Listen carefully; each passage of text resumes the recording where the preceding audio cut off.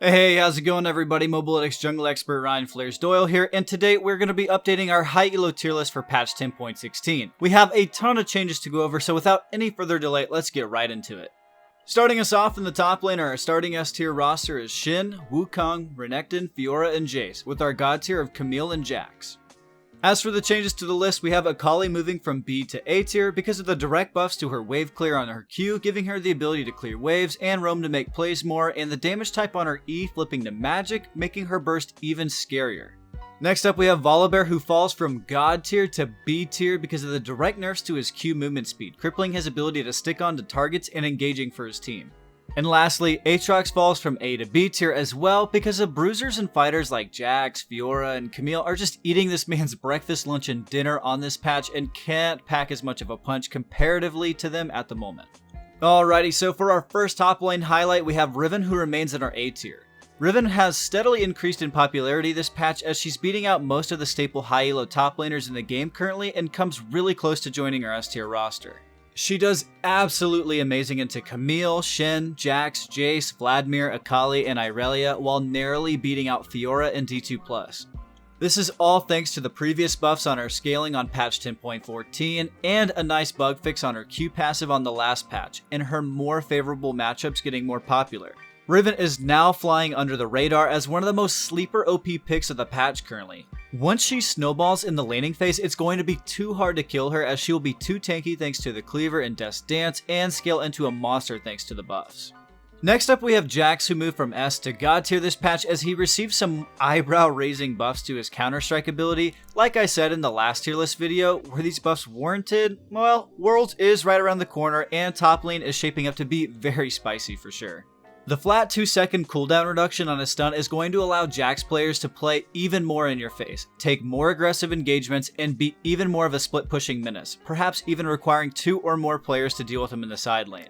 Of course, Conquer is going to be your bread and butter keystone with Inspiration secondary with Free Boots and Time Warp Tonic to help keep you on your targets in the early and mid game while allowing you to utilize your gold more effectively on components towards your Blade of the Ruined King and Triforce.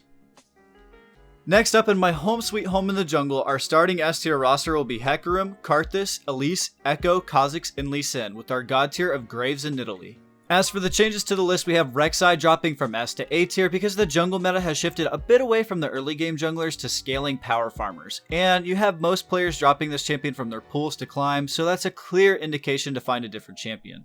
Speaking of finding a different champion from Rek'Sai, Hecarim gallops from A to S tier thanks to the buffs he received this patch to his E movement speed. Trundle's headed from B tier to the graveyard as he cannot just keep up anymore, even as a counter pick, as the movement speed and attack speed nerfs gutted this champ. Also, Volibear goes from A to B tier because of the same reasons for top lane. His movement speed nerfs really hurt his ability to gank, engage, and stick on targets. And as for the rest of the changes to the list, these are mostly for housekeeping purposes as we're giving Set, Nocturne, and Sylas the boot from B to off the list. And as a special mention too before our champion spotlight, Lilia will not make the cut on this list as she is just too much of a liability to have on your team currently as her win rate in D2+ is literally under 44%. So for our first jungle spotlight, we have Hecarim, who moved from A to S tier this patch. After his devastating charge got buffed with his movement speed being increased by an additional 25%, it truly helped out his gank potential in hitting the target rather than having it all fall off right before you reach your target. This buff will allow him to take small leads and snowball even easier, with his best build currently being Conquer plus Nimbus Cloak and Celerity with Smite and Ghost. However, a Phase Rush build is gaining some traction, so be sure to try that one out as well. With Hecarim, his skirmishing this patch will feel even better where you can beat out most junglers while power farming even easier, and by taking either Ignite or Ghost over Flash allows you to abuse the other jungler over scuttle fights who can't afford to let go of their Flash. Last up we got Evelynn, who stayed in our A tier but is on the verge of breaking S tier. After several junglers got nerfed over the last few patches, and thanks to the recent Evelynn buffs, her win rate and pick rate have shot up currently in D2+. Veteran Evelynn players are utilizing her quick and healthy clears to find successes, ganking and skirmishing over objectives, and that's primarily because of the Q buff she got, as it will now allow her to duel and skirmish pretty effectively. This means she won't have to concede every scuttle fight and every other 1v1, as her Q will be up enough for her to actually bring people down into execute range, and this also helps for situations where you miss your initial Q, as the CD is going to be very short. Her best matchups currently are into Gragas, Lilia, Nidalee, Kindred, Kayn, Olaf, Graves, and Hecarim, making Evelynn one of the most sleeper OP picks of the patch in the jungle. Next up in the mid lane, our S tier roster is Galio, Talon, Zed, and Yasuo, with our god tier of Zoe and Orianna. For the changes to the list, we have Yone is being added to the list straight into B tier, as he's currently sitting just under a 50% win rate in solo queue at the moment, but that's actually pretty good for a champion that's been out for just a couple of days. His kit is easier than Yasuo's, which means the learning curve is less steep and more people pick him up and figure him out. He probably deserves a spot in A tier. Akali goes from B to A tier, as her matchups are even better in the mid lane with the buffs to her Q, allows her to clear waves in roam, and execute those squishier assassins or mages in a shorter lane thanks to the E buffs, giving you more wiggle room to escape and outplay your opponents. Twisted Fate falls from S to A tier, as Adam is rolling over in his grave right now. The flat 2-second nerf to this pick a card really hurt his early trades and skirmishes in the early game, which is why he drops down a peg. Syndra thankfully drops from S to B tier, as the nerfs to her rank 5 Q damage at level 9 really hurts her mid and late game one-shot potential and damage output in fights. Set goes from A tier to off the list, as he was more of a niche pick for European duo boosters, but due to the nerfs on his W and E, he just isn't worth playing middle at the moment. Lucian rises from B to A tier, and who would have guessed, as the direct line of buffs the last few patches to make him a viable AD carry in the bot lane helps his solo lane power even further. Diana drops from A to B tier, as the current mid lane meta just overshadows her completely right now, and Nunu and Willem snowballs down from A to B tier, as the general hype around this niche pick seems to have died out. It still works, but it's only a matter of time before picking Nunu middle is seen as int feeding again. Yasuo cannot be outdone by his brother Yone, and rises from A to S tier this patch thanks to the direct buffs to his ult damage and magic resist. And similarly to the jungle, we just need to clean up some useless mid laners off this list, so Karma drops from A to the Shadow Realm, along with Malzahar, Lissandra, and Corki, who fell from B tier to the Shadow Realm for the time being as well. Oh Yone, why must you be so fun and easy? Yone is going to make our B tier roster for this patch, but honestly, day after day shapes out to be a solid A tier pick at the moment. Yone is definitely a breath of fresh air. No takers. Anyway, his kit is much easier than Yasuo's and is pretty straightforward. He's going to deal tons of damage and snowball hard when he grabs the lead. His Spirit Form plus ult combo makes his all-ins feel really safe from a distance, but if used improperly, just sets himself to die up pretty easily. His best setup currently is similar to his brother Yasuo's, as all you want is a Phantom Dancer and IE as your first two pickups, along with Conquer and Domination secondary.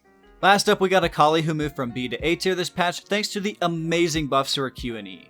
Akali is an amazing champion in high elo players' hands, as most players tend to CS and manage their waves very well. By adding the Q buffs, this helped certain wave clear thresh points and gave her more opportunities to roam and impact the map. But now you have the Shuriken being swapped from physical to magic damage, where now if it lands on a target, they're as good as dead.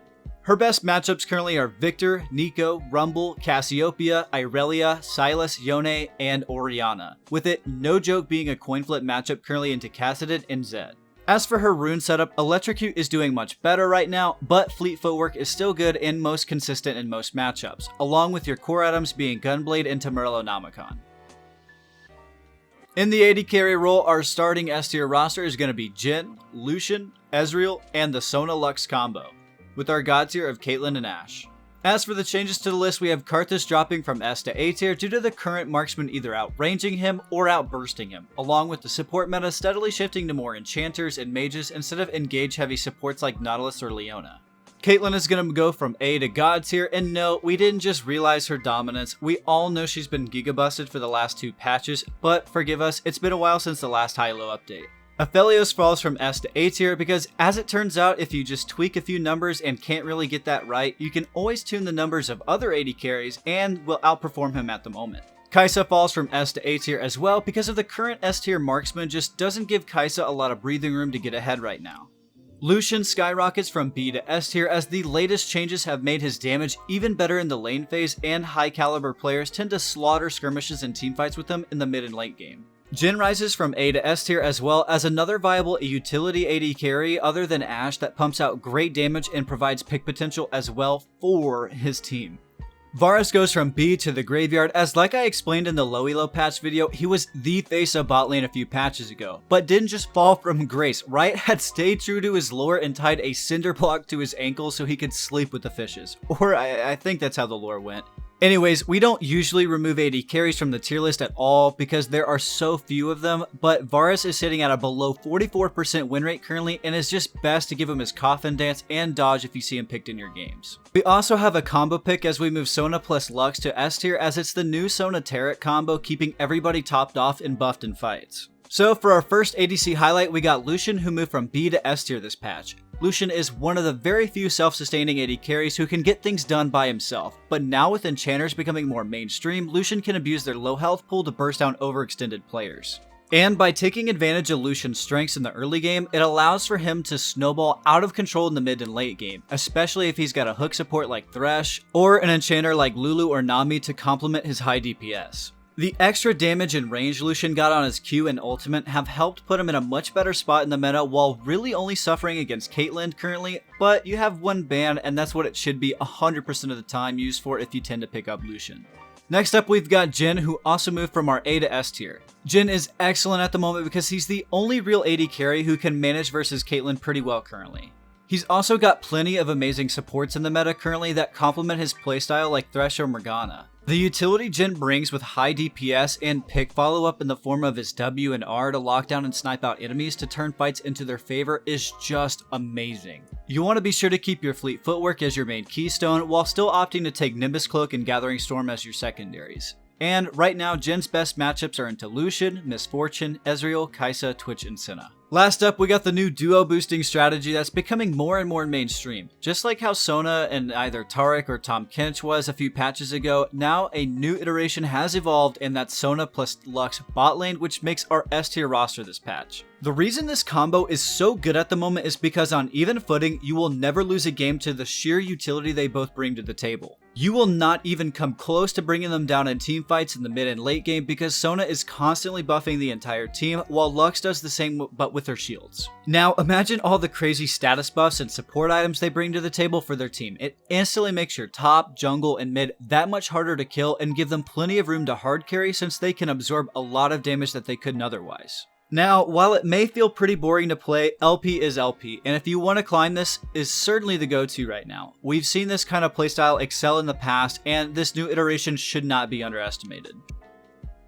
Last but certainly not least, for our S tier supports we have Lulu, Lux, and Morgana, with our God tier of Thresh and Bard. For the changes to the list, we have Karma dropping from S to A tier as the nerfs to her Q were powerful enough to drop her down, whereas Lux shoots from B to S tier as she plays more like a Morgana-esque support that provides nice follow-up and pick potential with most AD carries at the moment such as Jhin, Kate, and Ashe, and has instant burst with her ultimate as well as the shields not being limited to just magic damage. Morgana follows Lux as well from B to S tier as the utility plus lockdown Morgana provides for the high-end AD carries currently helps snowball your team and close games even quicker. Senna drops from S to A tier as her potency in lane just isn't as powerful as some of our S tier equivalents, but Sona boosts from B to A tier as the late game scaling and early sustain push her over the edge, and especially since engage supports like Nautilus and Leo are falling out of favor. Pantheon support goes from B to A tier as he is hyper aggressive and what you're looking for when it comes to picks, roaming, and dives thanks to his point click stun, E, and ultimate. Lastly, Set falls from A to B tier as they nerfs to his W and E hurt his ability to tower dive and just find kill pressure in the lane. So for our only champion spot lane in the support role, we got Morgana, who moves from B to S tier this patch. Morgana jumps up the list because of her pairing incredibly well with nearly every single S tier AD carry at the moment. Morgana is already really annoying to play and gank against thanks to her black shield, but now after the buffs to her QCD going down by 1 second is pretty massive if you think about it. Meaning when she has decent CDR, you will just get hit by a binding, stunned by her ultimate, then bound again by another Q, all while you're burning on her tormented soil and taking whatever damage follows up. With Morgana, you do need to do a really good job at securing those picks, and is the main reason she is an incredible pickup this patch.